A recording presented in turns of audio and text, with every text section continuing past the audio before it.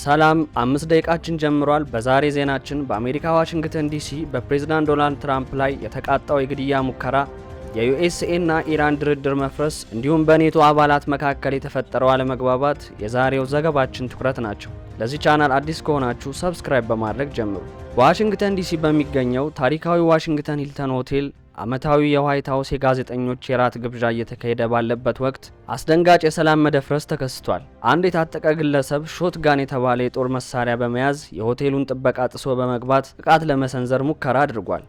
ክስተቱ እንደተሰማም በአዳራሽ ውስጥ የነበሩ ጋዜጠኞች፣ ባለስልጣናትና እንግዶች ከፍተኛ ድንጋጤ ውስጥ በመግባት ከጠረጴዛዎች በታች ለመሸሸግ ተገደዋል። በተለይም ጥቃቱ የተፈጸመው ፕሬዝዳንቱ ንግግር ሊያደርጉ ጥቂት ደቂቃዎች ሲቀሯቸው መሆኑ የደህንነት ስጋቱን እጅግ ከፍተኛ አድርጎት ነበር። የደህንነት ባለሙያዎች እንደሚሉት ከሆነ ታጣቂው እስከ አዳራሹ መድረኩ ድረስ ዘልቆ ለመግባት መቻሉ በአሜሪካ የደህንነት መዋቅር ላይ ትልቅ ክፍተት መኖሩን የሚያሳይ ነው። ይሁን እንጂ የዩናይትድ ስቴትስ የሚስጥር ጥበቃ አባላት በወሰዱት ፈጣንና ቆራጥ እርምጃ ተኳሹን በቁጥጥር ስር ለማዋል የቻሉ ሲሆን ፕሬዝዳንት ዶናልድ ትራምፕ፣ ምክትል ፕሬዝዳንት ጄዲ ቫንስ እና ቀዳማዊት እመቤት ሜላኒያ ትራምፕን በአስተማማኝ ሁኔታ ከአካባቢው በማውጣት ወደ ዋይት ሃውስ እንዲወሰዱ አድርገዋል። ፕሬዝዳንት ትራምፕ በኋላ በትሩዝ ሶሻል ገጻቸው ባስተላለፉት መልእክት የጸጥታ አካላቱ ላሳዩት ጀግንነት አድናቆታቸውን ገልጸው ይህ ክስተት ከ40 ዓመታት በፊት በዚሁ ሆቴል በፕሬዝዳንት ሮናልድ ሬገን ላይ ከተፈጸመው የግድያ ሙከራ ጋር ተመሳሳይነት እንዳለው ብዙዎችን አሳስበዋል።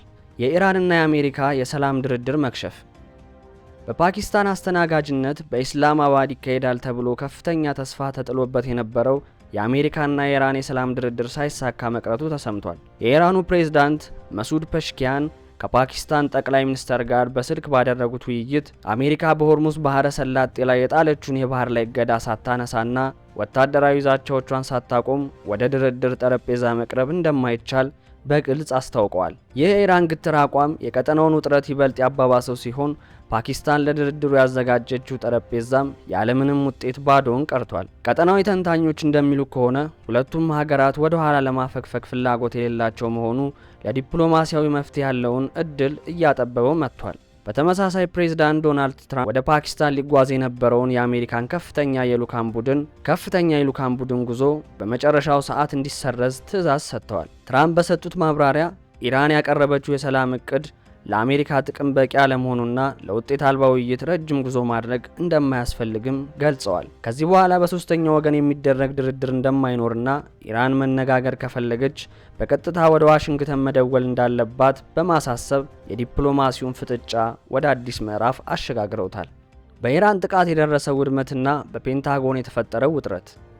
ኤንቢሲ ኒውስ የውስጥ ምንጮችን ጠቅሶ ባወጣው አዲስና አስደንጋጭ ዘገባ ኢራን በቅርቡ በወሰደችው የአጸፋ እርምጃ በመካከለኛው ምስራቅ በሚገኙ 7 የአሜሪካ የጦር ሰፈሮች ላይ ከፍተኛ ውድመት ማድረሷን ይፋ አድርጓል። ዘገባው እንደሚያመለክተው ቀደም ሲል በይፋ ከተነገረው በተቃራኒ በርካታ ወታደራዊ መጋዘኖች፣ የራዳር ሲስተሞች፣ የአውሮፕላን ማኮብኮቢያዎችና በደርዘን የሚቆጠሩ የጦር አውሮፕላኖች ሙሉ በሙሉ ወይም በከፊል ወድመዋል። ይህ መረጃ እስካሁን በሚስጥር ተደብቆ መቆየቱ የተገለጸ ሲሆን የወደሙት የሳተላይት መገኛ መሰረተ ልማቶች አሜሪካ በቀጠናው የነበራትን የክትትል አቅም በእጅጉ ጎድቶታል ተብሏል።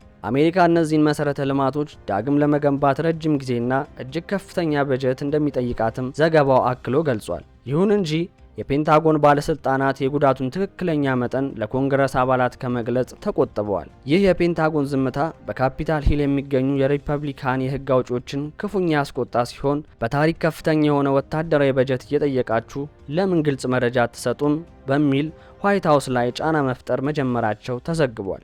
አሜሪካ በአጋሮቿ ላይ ልትወስድ ያሰበችው የቅጣት እርምጃ። በኢራንና አሜሪካ መካከል በተፈጠረው ግጭት ዙሪያ ዋሽንግተንን በሚፈልገው መጠን ያልደገፉ የአውሮፓ ሀገራት ላይ አሜሪካ የቅጣት እርምጃ ለመውሰድ እያጠናች መሆኑ ታውቋል። በተለይም የስፔን መንግስት የአሜሪካ የጦር አውሮፕላኖች በግዛቷ ላይ እንዳያልፉ መከልከሏን ተከትሎ አሜሪካ ስፔንን ከኔቶ አባልነት እስከ ማገድ የሚደርስ ጥብቅ ውሳኔ ልታሳልፍ እንደምትችል ተመልክቷል። ይህ ውሳኔ በተግባር ከዋለ በኔቶ አባል ሀገራት መካከል ለዓመታት የቆየውን ወታደራዊ ህብረት ክፉኛ ሊያናጋው እንደሚችል የፖለቲካ ተንታኞች ስጋታቸውን እየገለጹ ይገኛሉ።